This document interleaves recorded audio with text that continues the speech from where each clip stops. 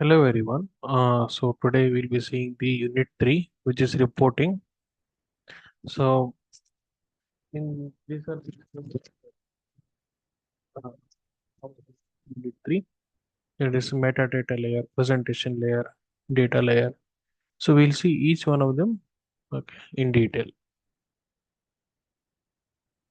So when you see the definition, so what is metadata? Metadata layer, also known as the semantic layer, it provides the additional information about the data.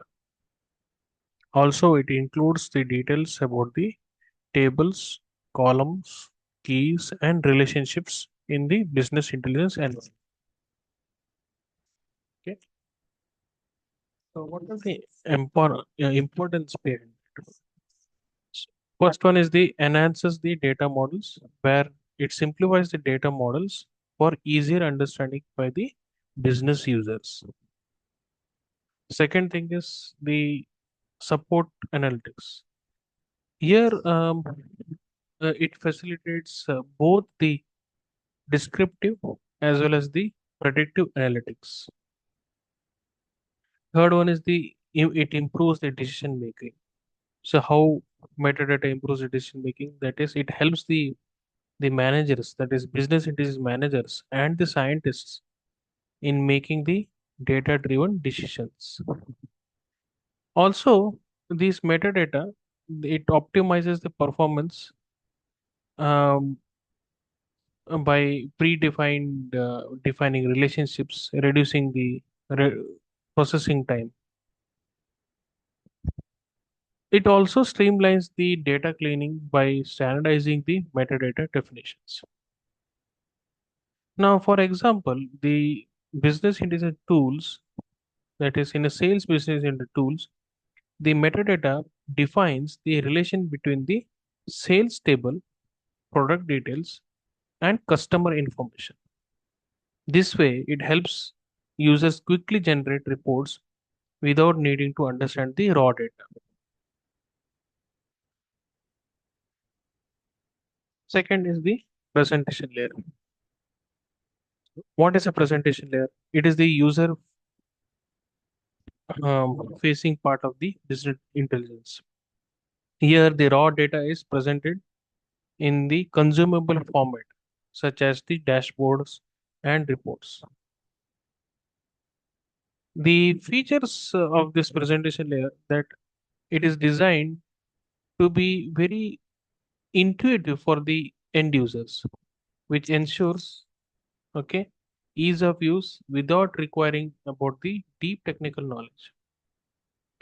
Second thing is, it provides the customized views based on the user roles, where it ensures that data access is controlled. Third thing is, it aggregates the data from multiple systems into a single unified view. Also, it also automatically pulls and updates the data for real-time reporting. The main example for this is that it displays the dashboard is used for displaying the total revenue, okay, per region, which is broken down into the monthly sales, where it allows the sales team to analyze the performance very quickly. The next layer is here the data layer. This data layer is a centralized repository that stores, processes, and manages the data which is used in the BI applications. Here are some of the key benefits. So, the key benefits of the data layer are it collects the data from various sources and stores into one place. Okay, this thing streamlines the access of the data. Second thing is, it ensures the data is consistently collected and is processed. Third thing is, it increases the reliability of the reports by maintaining the consistency of the data collected. Also, It is also provides flexibility. That is, it allows for the expansion as analytics needs grow by supporting different analytic processes. It also helps in aligning the data strategy across different departments or different teams. Here is an example of a data layer where a company may have separate data sources for finance, sales, and HR. So, what the data layer does, it integrates all the sources into a single data warehouse, ensuring that there is a consistency among the across the departments. What are the use of different layers? So, business architecture layers are different. There are different layers actually. First one is where you gather the data from either from the internal or external sources, that is known as the data collection. Then you integrate, that is you combine the data using the ETL processes. Once you have done the integration, you store that integrated data in the data warehouse or data lakes. After that, you analyze those data that is being stored by using the business intelligence tools. Once you do that, so once you have done all those analysis, it is presented to the the analyzed data is presented in the dashboards using dashboards, reports, and visual formats. Then we have user interface where users access and interact with these data through web portals, mobile devices, or desktop applications. A good example for this can be an airline company that might collect data from ticket sales and finds out the customer satisfaction surveys and flight performance data. These data is are integrated into a data warehouse and are analyzed and presented in dashboard for decision makers. Next is the reporting architecture. The business intelligence reporting architecture refers to the framework for gathering, storing, and analyzing the story reporting data. Here are some of the key components. The reporting architecture are having multiple key components. One is the data source. This data source are it provides the the system that provides the data. Then we have the ETL process. So ETL process is nothing but the extract, transform, load, okay, which prepares the data for analysis. Then we have the data warehouse, which you can see over here. So data warehouse, it stores data for reporting. Then we have the end user interface, which allows users to interact with the reports. And finally, we have the reporting tools, which includes dashboards, reports, visualization, and interactive tools. An example for this can be a retail chain that uses the business intelligence reporting architecture to monitor product sales, compare sales and across stores, and evaluate performance against the targets. There are various reporting elements. One is the charts, tables. Okay, then there are multiple such kind of things.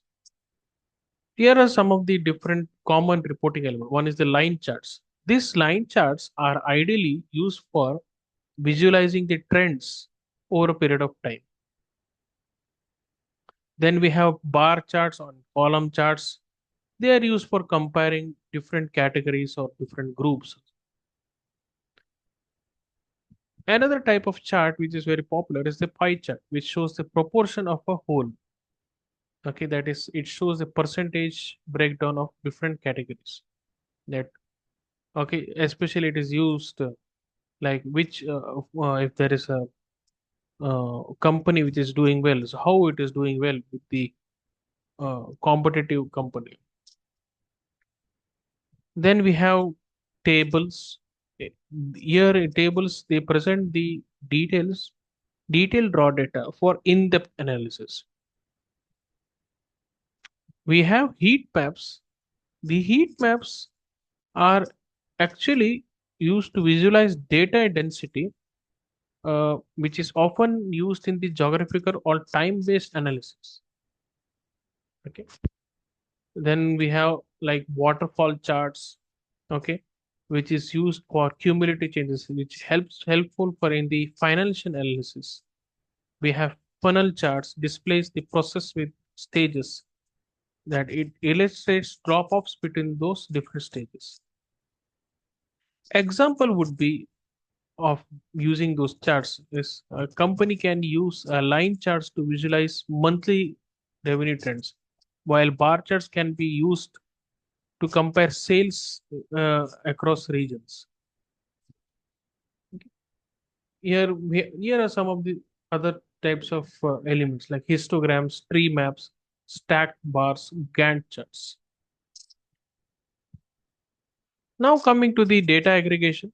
So data aggregation, it summarizes the detailed data into higher level category for reporting. Okay. So we have table based aggregation. Okay. So what is a table based aggregation? So table based aggregation is something where it summarizes the data into a table format for easier analysis. These table-based aggregations are commonly used in OLAP systems for multi-dimensional analysis. The aggregation levels that is used in the table-based can be used for daily, weekly, or monthly generate make generate those weekly, monthly, or daily for time-based analysis. Now, I can take an example where in sales performance report, data might not be aggregated by month and by region to show total sales over time. Okay, and allows the comparison between the regions. Okay, then if you take the materialized views, a materialized views is a database objects that stores the pre-computed data to speed up the queries and reduce the data processing costs. The benefits, some of the benefits are the these materialized views are used for faster queries. That is, queries can be answered using pre-computed data rather than processing the raw data. Reduce it. Second benefit can be, you can say that it reduces the processing cost. That is, it avoids recalculating data by using incremental updates.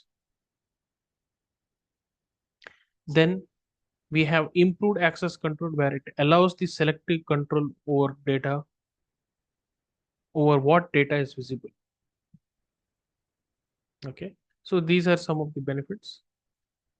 So example for materialized view could be a financial dashboard, which may be used for materialized views to quickly display monthly sales data without having to reprocess all underlying transactions. Next is the query rewrite. A query rewrite is the process of optimizing a query by transforming into a logically equivalent but more efficient form. So a query rewrite is used to the main goal of this query rewrite is used to reduce the resource usage and provide provide execution time while ensuring that query still returns the correct results. An example would be a complex SQL query that originally took several seconds to return the data might be rewritten to use indexed views, reduce reducing query time to milliseconds. What is an OLAP? OLAP is an online analytical processing. Okay. So OLAP has various operations such as rollup, where it summarizes the data along with the dimensions. Then there is a drill down. It views more detailed data. Okay. So that is, you are drilling down the data into, like I want the data in different period of time. That is in years, months, or days, weeks, or something like that. So we can do that by using drill down. Slice is something where filter data along in one dimension. You want the filter data by taking one dimension to picture. A dice would be a filter data where it also filters the data like slice, but instead of where slice was taking only one dimension, one dice will be taking a multiple dimensions. Then we have a pivot which reorients the data for a new perspective. An example here for an OLAP would be, it allows an analyst to drill down from overall sales figures to view a specific data. Okay, that is, I want the sales figures of sales of a TV television for each region, like Asia region or Europe region or something. Okay, or time period. That is, I can say yearly, half yearly, okay, monthly, quarterly, or weekly, something. So this is a flow of OLAP, how OLAP users can access to the OLAP cube. There are different types of OLAPs. Okay, there one is the MOLAP, which is multi-dimensional OLAP. Then we have relational OLAP, and then third one is the hybrid OLAP. What is multi-dimensional? Multi-dimensional uses a multi-dimensional data model to store the data, pre-compute it, and pre-summarize the data for faster analysis. The MOLAB has different components. One is the database server, where it manages the data storage. Okay. Then we have MOLAB server. This server processes the metadata and data requests. Then we have front-end tool. This front-end tool allows the users to interact with the system. An example for MOLAB is a retail business might use MOLAB to pre-compute the total sales across various product categories, regions, and time periods, where it allows for quick analysis.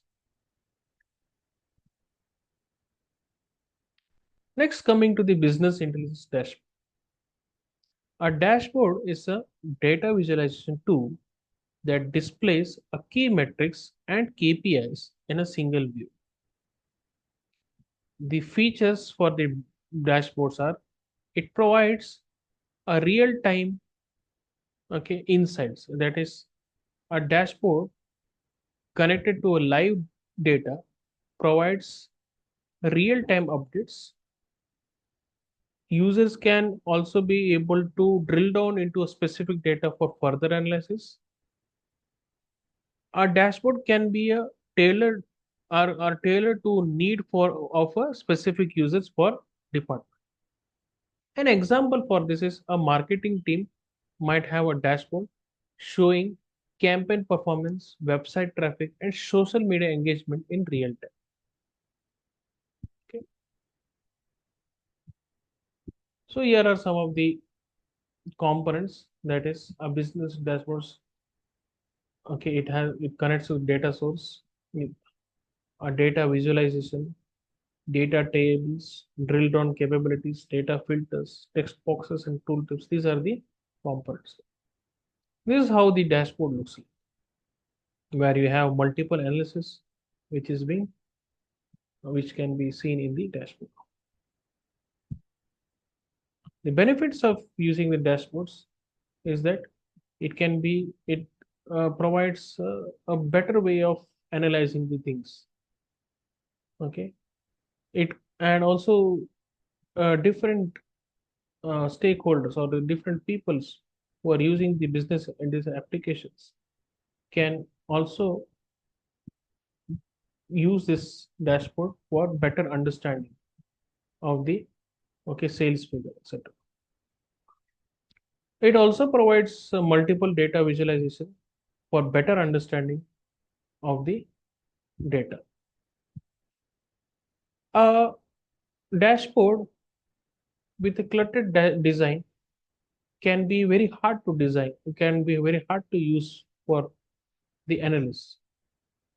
Okay, and also there are in certain situations it is difficult in creating drill down paths in the business and dashboards, because we cannot use certain aspects in the by using dashboard we cannot see the certain uh, operations where we can drill down into the for making an analysis.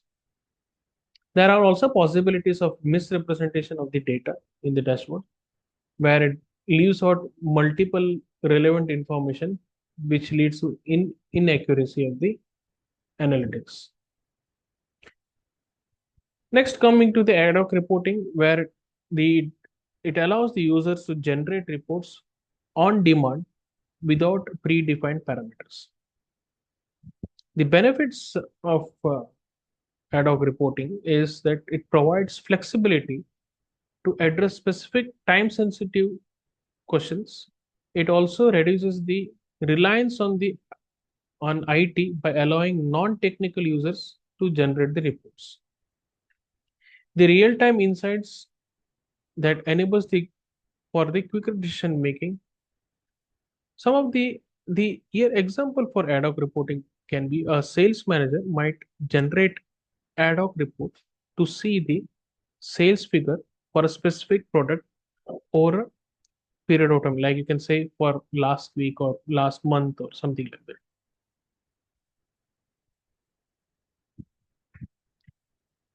So next is the um, interactivity in analysis. So interactive analysis, we already explained there are two: drill down and drill up. Drill down is nothing but we are going lower level of hierarchy in a chart and try to understand the graph uh, by that is for example, if there is a data, we would like to dig deeper into different regions, like in terms of country, state, city, or particular store, how much sales has happened. Drill up is something which is opposite to it, where it goes higher level of hierarchy data. Okay, where it gives you the from specific to more general data. That is, what is the overall sales per product. Then we have the reporting level. That is, there are two types of report level. One is the report level security, and is data level security.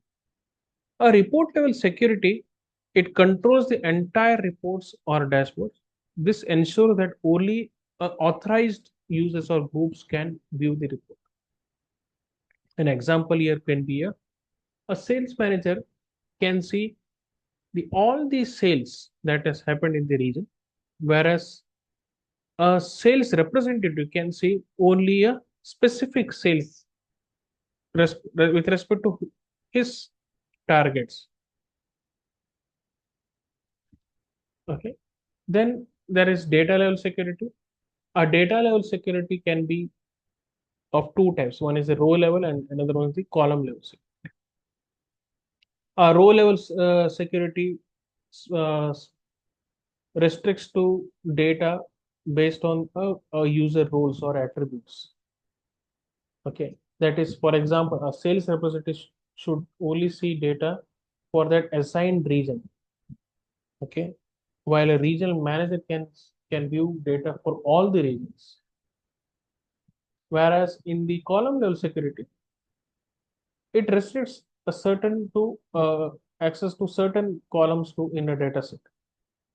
An example here is a user can view a report that shows employee performance but sensitive columns like salary information, social security numbers are hidden, and it's not the permission is not being provided. Next comes the scheduling. A scheduling reports is nothing but reports can be scheduled to run automatically at different intervals, such as daily, weekly, or monthly. So here is an example where you can say that how reports can be. I have taken an example where you can say how we can view the reports. So step by step can be seen in this snapshot. Okay. So you can go through this.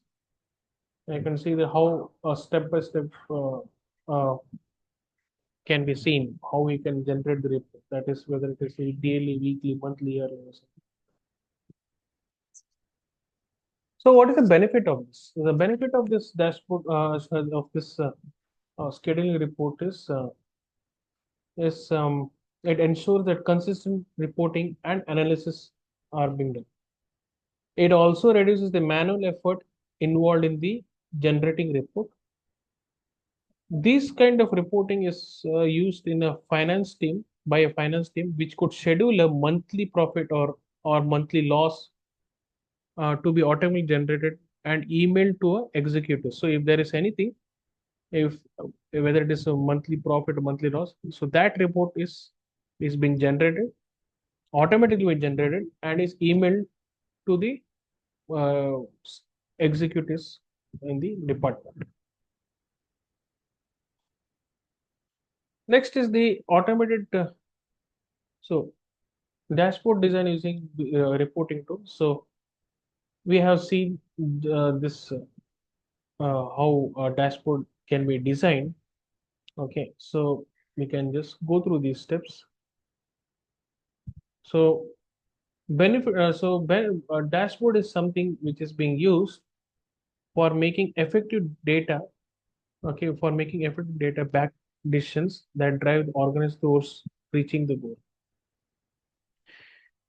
With organizations that have access to vast amount of data from multiple sources such as sales, marketing, finance, operating operations, managing and making sense of the data can be challenging without the right tools and techniques.